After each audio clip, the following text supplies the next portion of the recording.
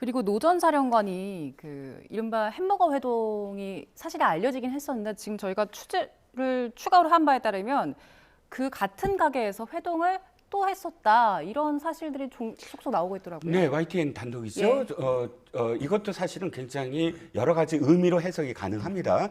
초반에는 첫 번째 회동, 일일 회동에는 전 사령관이 현 사령관과 또 정보사에 소속되어 있는 현직 대령들과 함께 모의를 했다 이렇게 돼요. 그때 4명 모였던 그 거죠. 4명 모였던 것. 거기에 김모 대령이 있었습니다. 그래서 지금 체포를 김모 대령을 했다 이렇게 했을 때 그 사람인 줄 알았어요. 그런데 다른 사람이었습니다. 그러니까 이게 무슨 소리냐? 다른 김모 대령이었고 전 예비역이었습니다. 그러면 그 전에 우리가 해석했던 부분이 확대돼야 돼요. 그 전에는 어떻게 해석을 했냐면 전 사령관이기 때문에 민간인이긴 하지만 그러나 정보사, 현 정보사에 대한 어떤 영향력이 그래도 미치기 때문에 어느 정도 정보사와 관련돼서 이번 계엄에 어떤 역할을 서로 이야기할 수 있었다라고 이해를 했는데 지금 이 김모 예비역 대령은 예, 예. 정보사가 아니에요. 예. 육군이에요. 그 수사병과더라고요. 그렇죠. 수사병과고 예.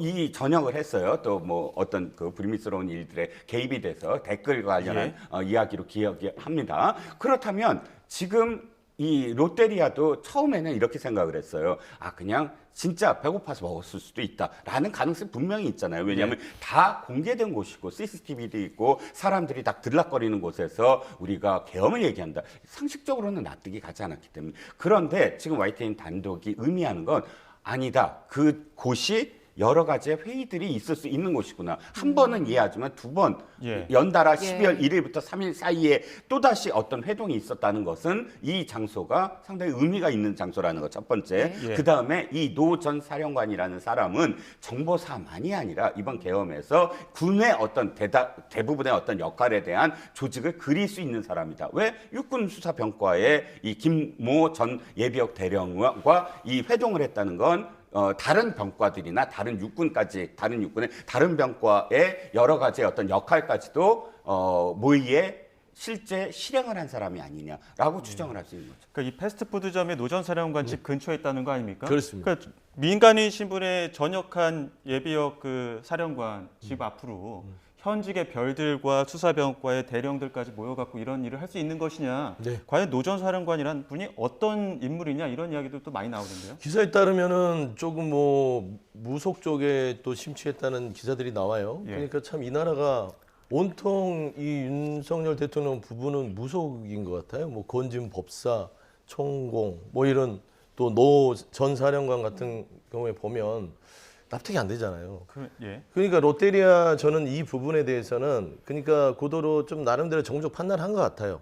등잔 밑이 없다고 롯데리아에서 설마 이런 말도 안 되는 계엄을 논의할 거라고 누가 생각하겠어요? 그러니까 평상의 어떤 일상처럼 보이면서 아주 이런 아주 그 좀 극악무도한 계획들을 여기에서 논의한 거죠.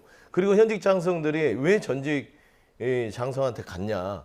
이거는 김용현 전 장관이 얘기를 했다고 증언이 나오지 않습니까? 방첩사령관에게도 노 전 사령관한테 문의해라. 가장 잘한다. 실질적인 지휘관 역할을 한 거잖아요. 그렇죠. 지휘를 한 거예요. 근데 민간인이 계엄을 지휘했다는 자체도 납득이 안 되는 거예요. 이거는 법률상으로도 더 형량이 가중될 수 있는 부분이다. 그래서 롯데리아 회동 우리가 참 뭐 되게 놀랍기는 한데 뭔가 좀 허술하게 보이면서 의심이 안 가게끔 하기 위한 장소지 않았냐. 그리고 우리 민주당의 김병주 의원 장성 출신이죠. 예. 저 장소는 도감청 하기가 사람이 많이 있기 때문에 집중해서 하는 것도 피할 수 있다라는 또 이야기가 있어서요. 저는 그런 게 고려된 게 아닌가 봅니다. 네.